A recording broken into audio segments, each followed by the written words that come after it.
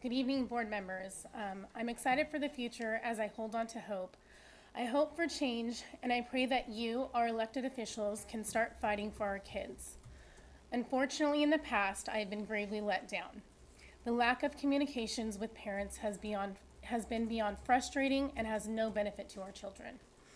You sent out a letter yesterday in regards to the ESSER 3. But what happened to parental input with 1 and 2? I had to do some digging to see what those grants would cover. All very vague, but I have some questions. In ESSER 1, it highlighted issues on low income and children with disabilities. How was that used? It doesn't say. And as a parent with a child with a disability, I most definitely did not see that difference in our school year.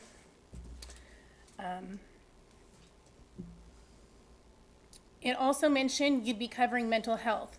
This was in March of 2020, and yet we still only have 3 trained therapists in our district to cover 25,000 plus students.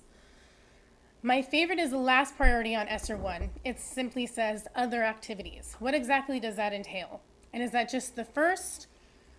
And that is just the first one. The second ESSER, which has no parent guidance either, is just as vague. But let's skip down to the third ESSER. You're finally asking for parent input. First priority on the list is to upgrade technology. You got $3.5 million from the ELO to cover technology. The ELO that again you excluded parents from, which was a basic requirement within that grant. But back to the ESSER 3, you bring up mental health yet again. This time, will you finally hire more therapists to cover the kids in Chino Valley to truly address their mental health? Do you even know how many students passed away last year from suicide? Do you know their names? Were you a part of any of that? I suspect the ones we elected are intentionally vague and exploiting real issues but never actually fixing the problem. There needs to be more transparency and accountability. How about instead of just sending out emails with vague bullet points on what's being addressed, you work with parents as a team and find a solution. You provide updates on how that money is being spent, and I feel like our district is being ran as badly as our roadways lately. They get all the money, yet all of the potholes are still in the streets.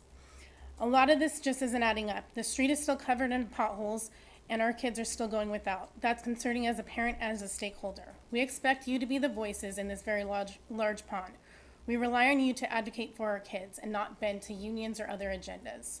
We could be a team as one, or we can fight all the way through. We aren't backing down. Thank you.